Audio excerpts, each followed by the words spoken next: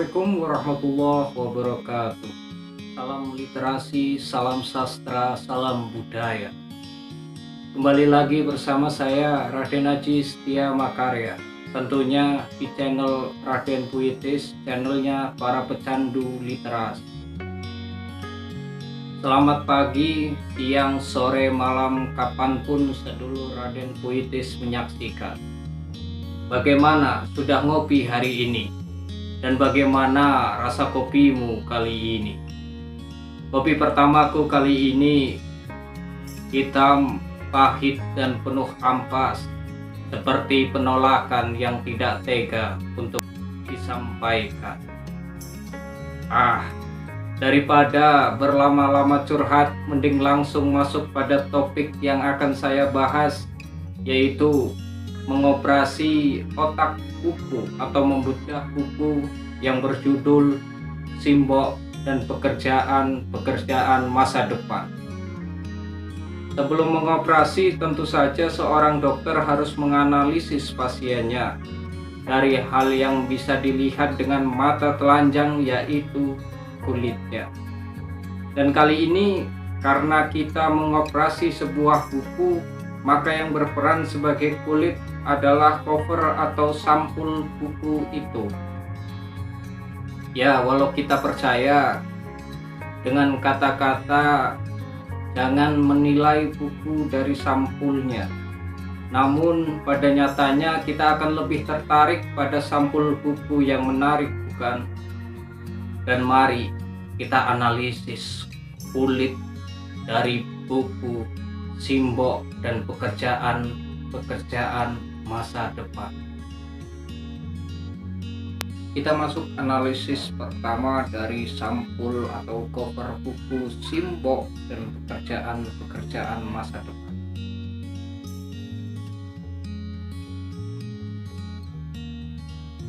Mata kita dimanjakan dengan warna sampul buku yang berwarna putih bersih dengan lukisan sosok Simbok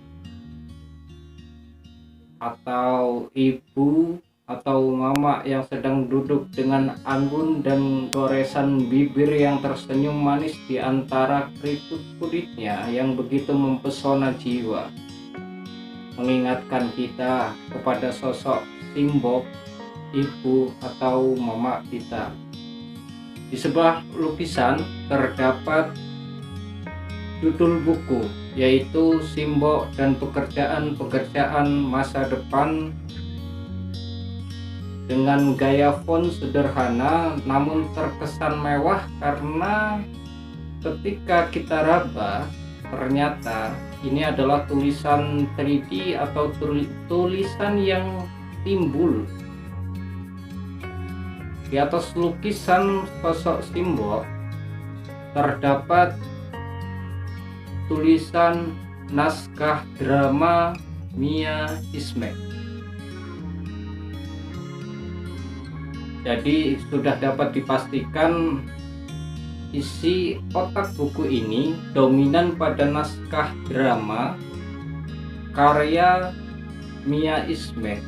Walau menurut saya pribadi bagian ini tidak terlalu penting untuk kita mengetahui siapa penulisnya, karena saya lebih menekankan pada kualitas tulisan dibanding popularitas sang penulisnya.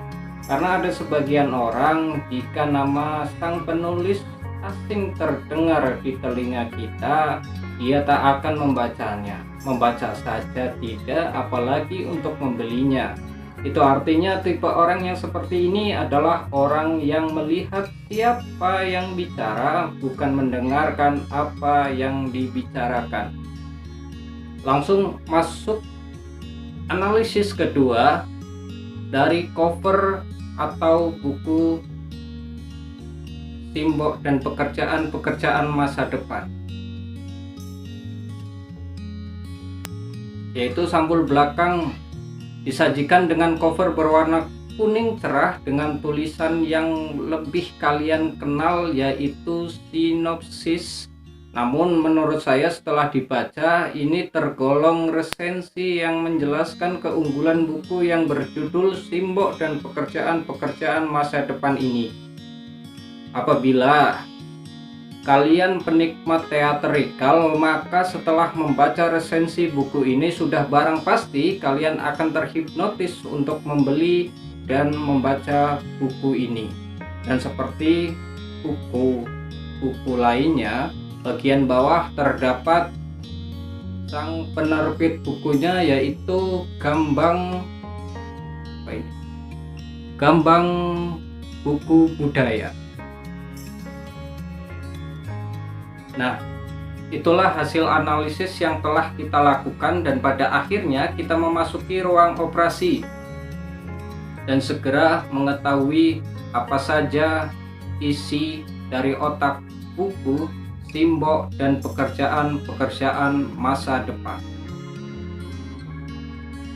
Awal kita membuka buku Simbok dan Pekerjaan-Pekerjaan Masa Depan, kita dihadiahi dengan pembatas buku sederhana, dan seperti buku-buku biasanya terdapat judul buku, lembar kedua, lembar pertama belakangnya ini Undang-Undang Hak Cipta, lembar kedua biasa judul dan penulis penerbitnya. Lembar kedua belakangnya itu adalah berarti para editor, desainer isi, sampul, dan lain-lainnya. Lembar ketiga kita disajikan daftar isi, yaitu ada beberapa naskah drama. Ini berapa? 1, 2, 3, 4, 5, 6, 7, 8, 9, 10 naskah drama di dalam buku ini. Dan tentu saja biodata penulisnya yang ada di akhir daftar isi buku ini. Dan menariknya, kata pengantar dari buku ini didesain seperti selayaknya prolog. Jadi karena ini basicnya naskah drama, pembukaan buku ini dinamakan selayaknya prolog. Ini keunggulan lebih dari buku ini menurut saya. Menarik untuk dibaca. Lembar berikutnya yaitu membaca pekerjaan-pekerjaan Indonesia. Nah, setelah saya baca, ini adalah seperti sinopsis menurut saya apa yang akan diceritakan buku ini atau di dalam naskah-naskah ini.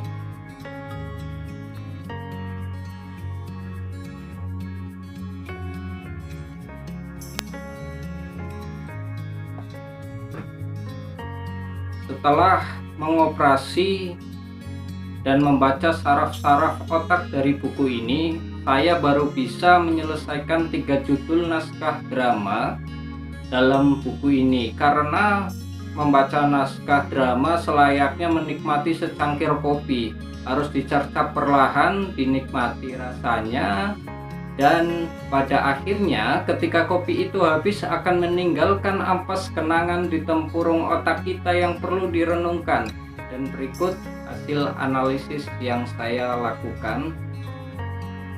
Yang pertama dari naskah delusi.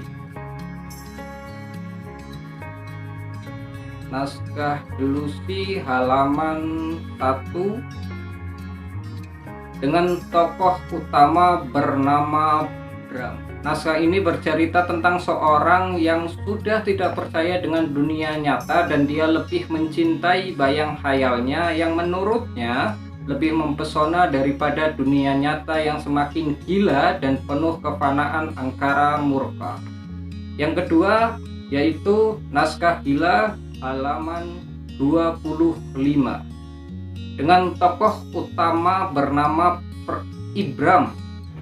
Cerita ini tak jauh berbeda dengan naskah delusi, namun tokoh Ibram dalam menciptakan konflik lebih kuat dibanding tokoh Pram dalam naskah delusi. Yang ketiga yaitu Budi Telah Mati. Naskah Budi Telah Mati ada dua versi di dalam buku ini, yaitu monolog dan cerpennya, yaitu ada di halaman 131 yang monolog, dan Budi Telah Mati versi cerpen ada di halaman 137.